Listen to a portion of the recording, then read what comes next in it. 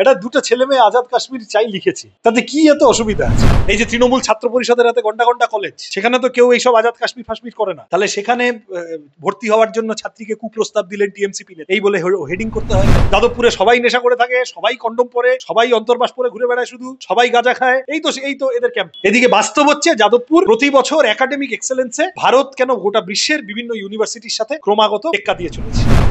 দাদা, খবরের শিরোনামে আবার সেই যাদবপুর, যেখানে সেরা 10-এর মধ্যে যাদবপুর ইউনিভার্সিটির নাম থাকে, সেখানে সেই যাদবপুরেই র্যাগিং, মাওবাদী, নকশাল, একাধিক অভিযোগ। কি বলবেন সে বিষয়ে? কি আবার বলবো, গেট পরীক্ষায় জয় জয়কার করেছে যাদবপুর। যাদবপুরের এই তালগোল লাস্ট গন্ডগোলটি শিক্ষামন্ত্রী গাড়ি চালিয়ে দিলেন, তারপরেও বিভিন্ন গালিগালাজের মধ্যেও যাদবপুরের দেশব্যাপী র্যাঙ্কিং বেড়েছে, পয়েন্ট বেড়েছে ইউনিভার্সিটি হিসেবে। ওদিকে সেন্টার থেকে টাকা দিচ্ছে না, স্টেট থেকে টাকা দিচ্ছে না, শুকিয়ে মারার চেষ্টা করছে, কিন্তু যাদবপুর ইউনিভার্সিটি তার মতো করে লড়ে চলেছে সেন্টার অফ এক্সেলেন্স হিসেবে। এখন তার মধ্যে কোথাও একটা দুটো তিনটে র্যাগিং এর ঘটনা বা অন্য কিছু যদি হয়ে থাকে, সেগুলো ডিল করা উচিত। সেগুলো আমি কি বলবো, অ্যান্টি র্যাগিং কমিটি ঠিক মতো বসা উচিত। আমি যা জানি যাদবপুরে একজন ঠিকঠাক ভিসি নেই, একজন স্থায়ী প্রো ভিসি নেই, স্থায়ী ডিন অফ স্টুডেন্টস নেই, স্থায়ী ফ্যাকাল্টি কাউন্সিল নেই, স্থায়ী স্টুডেন্ট ইউনিয়ন নেই, পুরোটাই একটা অস্থায়ী চলছে। এই একজন স্থায়ী উপাচার্য করলো, তিনি বোধহয় কদিনের মধ্যে রিটায়ার করে যাবেন। তা সুতরাং এইভাবে একটা ইউনিভার্সিটিকে সরকার, রাষ্ট্র ব্যবস্থা সব মিলিয়ে সেই ইউনিভার্সিটিটার সম্ভাবনা সংকুচিত করে তাকে পিষে ফেলতে চাইছে। এবং তার বিরুদ্ধে একটা সেই অ্যাস্টেরিক্সের গল্প পড়েছো? গল বনাম অ্যাস্টেরিক্স, মানে গল বলছি, গল গ্রামের বাসিন্দারা, তারা হচ্ছে যে কিভাবে ওই একটি গ্রাম তারা কিভাবে লড়াই করেছিল বাকি সকলের বিরুদ্ধে, অসম লড়াই লড়তো তারা শত্রুর বিরুদ্ধে। ডেভিড বনাম গলিয়াথের গল্প শুনেছো? সেই রকম করে অ্যাস্টেরিক্স ওবেলিক্স এর মতো যাদবপুর ইউনিভার্সিটি একা লড়ে যাচ্ছে, একা কুম্ভ লড়ে যাচ্ছে। তাহলে সেখানে দাঁড়িয়ে যাদবপুরকে বারবার মেলাইন করা, যাদবপুর সম্পর্কে অসত্য ভাষণ, কুৎসা, ঘৃণা বর্ষণ, যাদবপুরের ছাত্রদেরকে ভিলেন করে দেওয়া সমাজের চোখে অত্যন্ত অসংবেদনশীল, দায়িত্বজ্ঞানহীন, নিকৃষ্ট কাজ হচ্ছে। কোনো নির্দিষ্ট ডিসিপ্লিনারি অ্যাকশন নেওয়ার অভিযোগ থাকলে নেওয়া হবে, কি অসুবিধা আছে? কালকেও তো যাদবপুরে বড় ফেস্ট হয়েছে, আজকেও সন্ধ্যাবেলা বড় গান বাজনা আছে যাদবপুরে, হাজার হাজার ছাত্র একসাথে বসে গান বাজনা শুনছে। কোথাও কোনো বিরাট কিছু গন্ডগোলের তো খবর নেই। তোমাদের কাছে আমার অনুরোধ, একটা দুটো ঘটনা ওইভাবে ধরো না, সামগ্রিকতার ভিত্তিতে দেখো, ভালোটাকে ভালো বলো, তাহলে যখন খারাপটাকে খারাপ বলবে মানুষ বিশ্বাস করবে। যাদবপুরে মাওবাদী নিয়ে একাধিক অভিযোগ উঠছে। কি অভিযোগের আছেটা কি? এটা দুটো ছেলে মেয়ে আজাদ কাশ্মীর চাই লিখেছে, তাতে কি এত অসুবিধা আছে? আমি আজাদ কাশ্মীরের পক্ষে নই। আমার পার্টি, আমার রাজনৈতিক দল, আমরা নির্দিষ্টভাবে, আমাদের সাংবাদিক হয়েছে, তোমার এই হোমওয়ার্ক করা উচিত। আমি মানে দাদা হিসেবে বলছি, সিপিআইএম বা এসএফআই তারা আজাদ কাশ্মীরের পক্ষে নয়, তারা ভারতকে কাশ্মীরের ইন্টিগ্রাল অংশ মনে করে। তারা মনে করে এটা আমাদের অভ্যন্তরীণ ইস্যু, এটাকে ইন্টারন্যাশনাল ইস্যু বানালো বারবার এখানে ওখানে নিয়ে গিয়ে, এবং সেটাকে ছড়িয়ে ছড়িয়ে ছড়িয়ে এখন লাট করলো, এমন করলো যাতে করে এখন না গিলতে পারছে না ফেলতে পারছে হচ্ছে বিজেপি। 370 বলে এমন কাণ্ড কারখানা করলো, 370 পুরোটা ওঠেনি, উঠেছে খালি ওই জায়গাটুকু যে বাইরের লোকে জমি কিনতে পারবে এখন, আগে সেটা পারতো না। তো ওতে কি কাশ্মীরের সাধারণ মানুষ, কাশ্মীরের মানুষ, তাদের দুঃখ দুর্দশা সব মিটে গেল? আম্বানি এখন এসে বলবে আমি ডাল লেকের ধারে জমি কিনবো, আম্বানির পোয়া বারো, আদানির পোয়া বারো, পাবলিকের কি? কাশ্মীর ভারতে যখন এসেছিল, কাশ্মীরের সাধারণ মানুষ ভলান্টারিলি এসেছিলেন। হরি সিং কাশ্মীরের হিন্দু রাজা, তিনি স্বাধীন কাশ্মীর বানাতে চাইছিলেন। আর কাশ্মীরের মুসলমান প্রধানমন্ত্রী বলা হতো শেখ আবদুল্লাহ, আমাদের ফারুক আবদুল্লাহর বাবা, তিনি বলেছিলেন যে না, আমরা ভারতে যোগ দেব। এবং তিনি যুক্তি দেখিয়েছিলেন যে পাকিস্তানটা মৌলবাদীদের দেশ হতে চলেছে, এখানে ধর্মনিরপেক্ষ সবার জন্য জায়গা আছে ভারত, তাহলে আমি নেহেরুর ভারতে যোগ দেব। তারপরে কি হলো গত 70 বছর ধরে? যারা ভলান্টারিলি এসেছিল, যারা নিজেরা ভালোবেসে এসেছিল ভারতের সাথে যুক্ত হতে, সেই দেশের মানুষ, সেই রাজ্যের মানুষ, তাদের প্রতি ভারত রাষ্ট্র এইরকম বিমাতৃসুলভ আচরণ করতে শুরু করলো কেন? ভারত সরকারগুলো ওখানে কাশ্মীরের হিউম্যান ডেভেলপমেন্ট ইন্ডেক্স, কাশ্মীরের স্কুল কলেজ হাসপাতাল, কাশ্মীরের কৃষি, কাশ্মীরের শিল্প, এগুলো সম্পর্কে একটু খোঁজ নাও। আবদুল্লারা, এই যে শেষ করে নি আমি, অনেক তো মাওবাদী এসব বললে, অনেক তো বিজেপির আর তৃণমূল যা লাফাচ্ছে সেইগুলো শুনলে, এগুলো একটু শোনো। গত 70 বছরে এই ফারুক আবদুল্লারা আর এই গুলাম নবী আজাদরা আর এইসব এই লোকেরা কাশ্মীরের ক্ষতি করেছে না ভালো করেছে একটু খোঁজ নাও গিয়ে দেখে। তারপরে কাশ্মীরের বাকি রাজ্যগুলোর সাথে কাশ্মীরের চেহারা একটু তুল্যমূল্য মেপে দেখো, দেখো কাশ্মীরের উন্নয়ন হয়েছে কি হয়নি। কাশ্মীরকে ভারতের পার্ট হিসেবে আমরা সকলে ভাবতে চাই।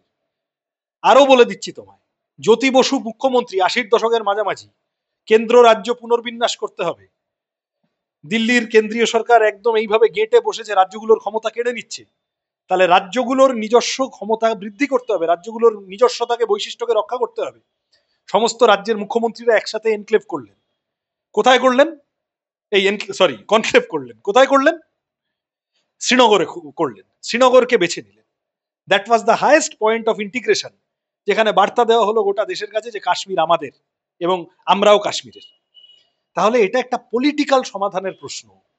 কাশ্মীরে যদি বিচ্ছিন্নতাবাদ মাথাচাড়া দিয়ে থাকে, পাকিস্তান থেকে জঙ্গি এলে তাকে তুমি স্ট্রিক্টলি ডিল করো, আমার কিছু বলার নেই, কিন্তু কাশ্মীরের সাধারণ মানুষ, তাদের উপর যে অত্যাচারগুলো হয়েছে, তাদের যে এত বছরের ধর্ষণের অভিজ্ঞতা, তাদের যে এত বছরের বিভিন্ন রকম কনস্ট্যান্ট কারফিউ এর অভিজ্ঞতা, তাদের স্কুল কলেজ শৈশব সব ধ্বংস করে দেওয়া হয়েছে, এগুলো কেউ নজরে রাখবে না? কাশ্মীরের সাধারণ মানুষকে ভারতীয় হিসেবে ডিল করে, তোমার বা আমার মতোই একজন কাশ্মীরিকে একজন ভারতীয় হিসেবে ডিল করে তার কাছে সর্বোচ্চ সুযোগ সুবিধা পৌঁছে না দিতে পারলে, দমন করে গায়ের জোরে ঘেঁটি ধরে গলা চিপে ধরে কাশ্মীরের সাধারণ মানুষকে ভারতের পাশে আনা যাবে না। তাতে করে যেটা হবে, কাশ্মীরের মানুষকে আরো বিচ্ছিন্ন করা হবে, এলিয়েনেট করা হবে, দূরে ঠেলা হবে, এবং তখন গিয়ে বিচ্ছিন্নতাবাদীরা, জঙ্গিরা, পাকিস্তানের লোকেদের তাতে করে পোয়া মারা হবে, তারা তখন কাশ্মীরের মানুষের সাপোর্ট সিম্প্যাথি পাওয়া তাদের পক্ষে সুবিধাজনক হবে। তাহলে কাশ্মীরকে 370 ধারা বিলোপ করে নরেন্দ্র মোদীরা আরো দূরে ঠেলে দিয়েছেন কাশ্মীরের সাধারণ মানুষকে, তার যে নিজস্ব অধিকারগুলো ছিল সেগুলো থেকে দূরে ঠেলে দিয়েছেন। এটা পলিটিক্যালি বলে যেতে হবে। 4টে বিজেপির লোক কি চ্যাংব্যাং করলো তাই নিয়ে আমার কিছু যায় আসে না। এবার আমার কথাটা হচ্ছে যে এই পলিটিক্যাল, প্রথম কথা তাহলে এটা মানতে হবে, এই পলিটিক্যাল সলিউশনটার দিকে বিজেপি সরকার হাঁটেনি। বিজেপি সরকার, কাশ্মীর আমাদের, কিন্তু কাশ্মীরিরা আমাদের না। কাশ্মীরিদের খুন করে দেওয়া যায়, কিন্তু কাশ্মীরের জমিটা, ডাল লেকের ধারে ফুল বাগানগুলো, আপেল গাছগুলো, ওইগুলো আমাদের চাই। এইটা হচ্ছে তাল।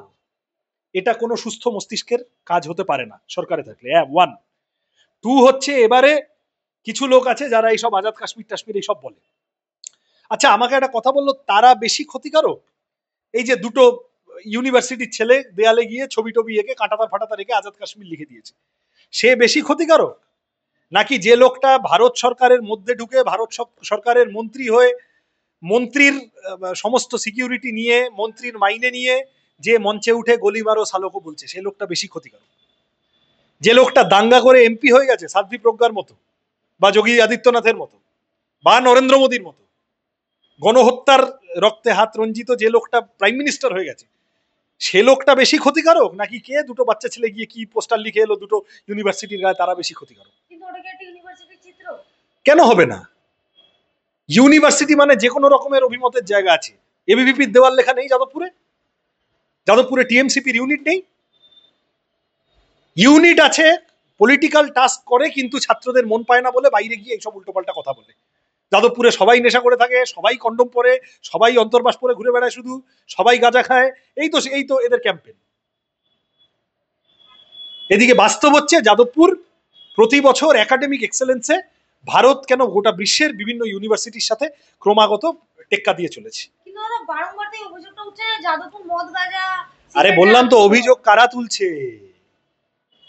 অভিযোগ কারা তুলছে? যাদবপুরের ছাত্ররা অভিযোগ তুলছে, যাদবপুরের অধ্যাপকরা অভিযোগ তুলছেন, যে ছাত্ররা পড়তে আসে তাদের মা বাবারা অভিযোগ তুলছে, যারা এনআইআরএফ র্যাঙ্কিং এ যাদবপুরকে রাজ্যের 1 এবং দেশের 4 নম্বর ইউনিভার্সিটি করেছে তারা অভিযোগ তুলছে। এই যে দুদিন আগে এই এত বিতর্কের মধ্যে যাদবপুরের পয়েন্ট বাড়লো র্যাঙ্কিং এ, যারা এই র্যাঙ্কিং ঠিক করলো তারা অভিযোগ তুলছে। কে অভিযোগ তুলছে? অভিযোগ তুলছে অভিষেক ব্যানার্জি, অভিযোগ তুলছে শুভেন্দু অধিকারী। কেন তুলছে? কারণ ও গরুর দুধে সোনা খুঁজে পাওয়ার থিওরিটা যাদবপুরকে খাওয়াতে পারেনি। সেই জন্য এখন যাদবপুরে আমি দেখছি কোন একটা চ্যানেল তার কত দূর কেটে গেলে এই জিনিস হয়, বলছে নাগা সন্ন্যাসীরা কেন ঢুকতে পারবে না যাদবপুরে?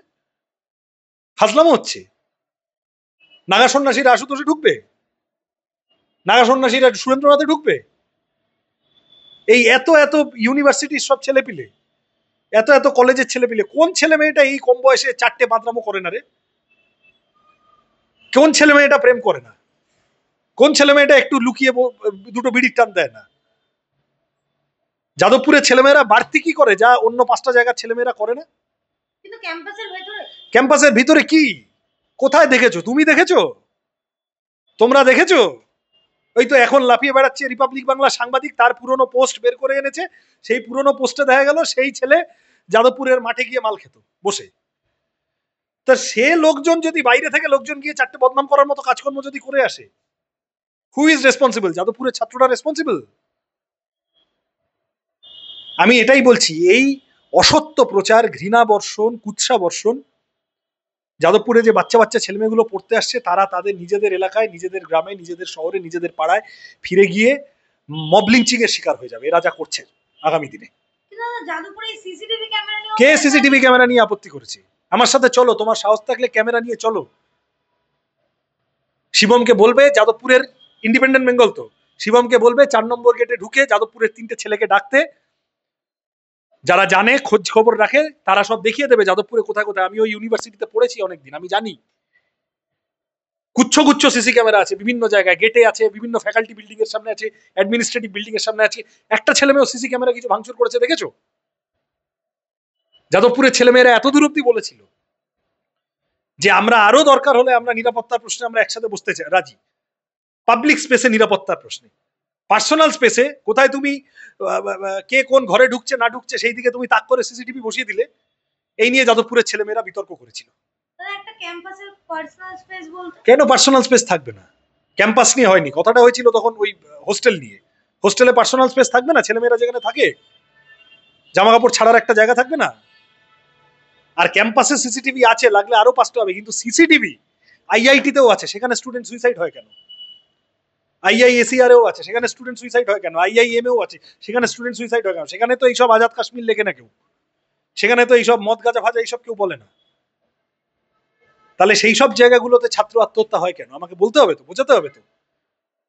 এই যে তৃণমূল ছাত্র পরিষদের হাতে ঘন্টা ঘন্টা কলেজ, সেখানে তো কেউ এইসব আজাদ কাশ্মীর ফাশ্মীর করে না।